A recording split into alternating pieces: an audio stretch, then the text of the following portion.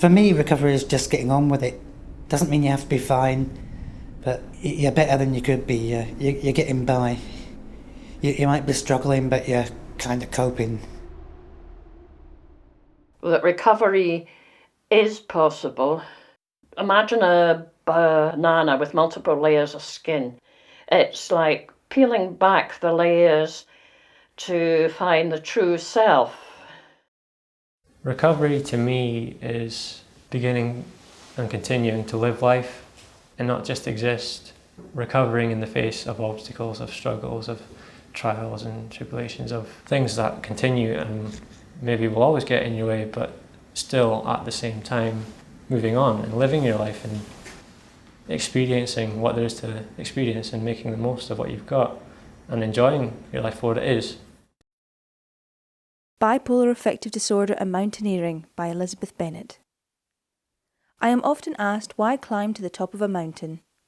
I ask, why does my mood suddenly escalate like a fountain? It is marvellous at the summit, looking all around and down below. I can feel on top of the world when high, but only for a short time though. If I am ill, then I need to get medicine quickly into my system. If that fails, then I go into my world. I don't hear, though I listen. I lose my powers of concentration and require continuous support. Sometimes I need to go into hospital and leave Robert to hold the fort. When I am well, I go hill walking and pitch my tent lovingly. My mind is clear and steady, and I relive the day contentedly. This enjoyment comes from good health, not the highs which come from my illness. The ups and downs I've had makes me feel that calm, even mood is my idea of bliss. Recovery is a journey. It's not that you are either ill or recovered. You are proceeding along the road to recovery. You may never recover completely, but you can function. For some people, recovery means that they are totally free of all symptoms. For some people, it means that yesterday they couldn't get out of bed, but today they can. It's a step on the road. I mean, recovery to me is a process whereby somebody hopefully moves from a period or a time in their lives or a situation where they are functioning but extremely differently and probably to a negative way from whatever their norm is. And to me, recovery will be progress towards that person's norm and well-being. It's working towards a sense of well-being for that individual. It's not always going to be just in one direction. If you like, well, the recovery is the, if you like, the positive movement, but to recognise that there may be times when the recovery may slow down, or you might even fall backwards a wee bit. And for some people, perhaps the nature or the actual type of their illness, they may not appear to others to make significant progress. It might be coming to terms with their illness, managing their illness or their situation. But even that might be more positive than what went before. I've known quite a few people, professionals and people with problems, that got really anxious about the word recovery because of what it sounds like them at first, because of what the word means in normal use. You know, they think it means being completely fine and getting by without any help. And, you know, I can see why they think that with the ordinary definition of the word.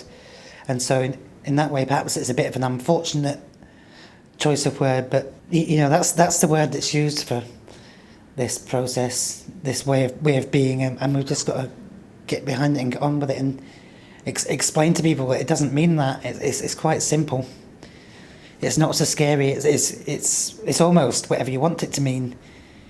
Maybe that's quite scary for some people. That it's up to them if they prefer to have someone else deal with everything. But it's you know it's got to be done, really. I think you got to take the reins.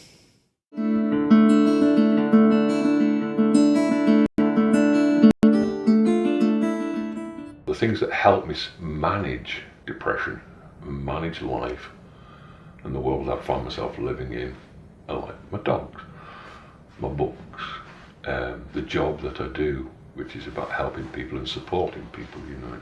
It's not about going out and forgetting about it, you know. I find it difficult to explain, but it's about giving and it's about helping, which is what is important to me. It's, you know, being there for others.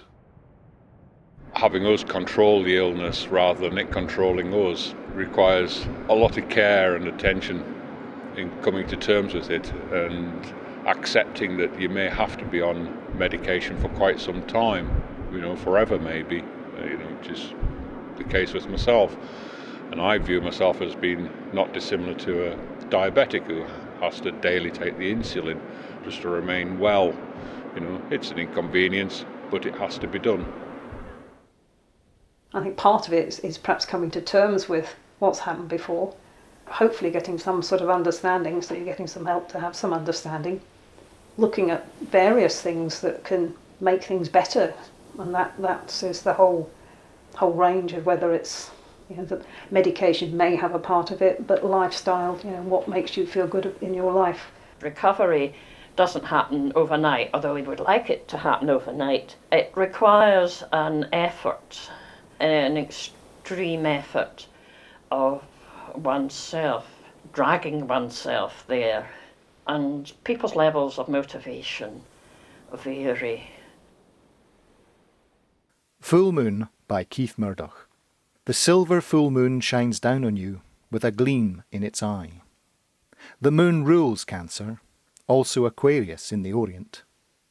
My first wife was a Cancerian, I'm an Aquarian, so we should have had more in common.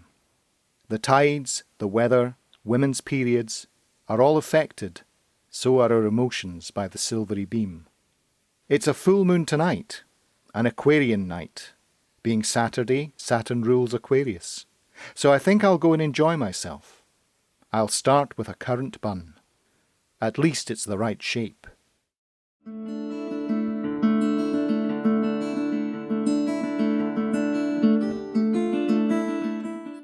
There's a lot of things you can do. Mainly, if people are reluctant to embrace recovery, it's usually because they feel insecure.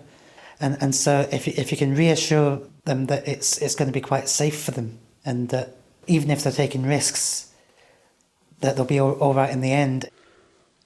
And what has helped me in getting better has, in the first place, been finding people who had faith in me and who had time for me. Helped me realize that I could contribute something and that other people knew it and were giving me the opportunity to do what I could. If you're the professional or person who's trying to help someone who's not well, first of all, please remember they're an individual. They're an individual who's got life experiences, they've got friends, family, they've got interests, they've got hobbies. A lot of those might not be functioning at the time, but you know, they're a whole person, they're not just a diagnosis and pills. The light bulb to the psychiatrist. Twist me or screw me, replace and renew me, I feel it is time for a change. Don't break me or dim me, don't shade me or trim me, my ideas will soon rearrange. I might need leading by the hand occasionally. I don't want to be dragged along. I don't want to have things imposed upon me. I don't want to be left excluded from any decision making that's going on about me. One thing I think that's important when you're working with people is to find the right level, the right pace to work with them, to progress them, to not push them too hard and too fast, but to push them enough. It's probably not so hard to find the right balance with some people, but I think it's probably important to everybody to find the right pace to help them progress and become as recovered as they can be.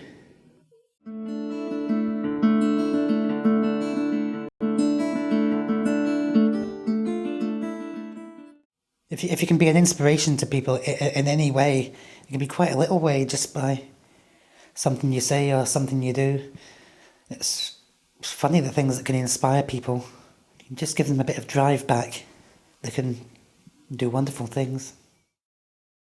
It's important, I think, to try to establish that there is some sort of hope. Things will change. Hopefully things will change for the better.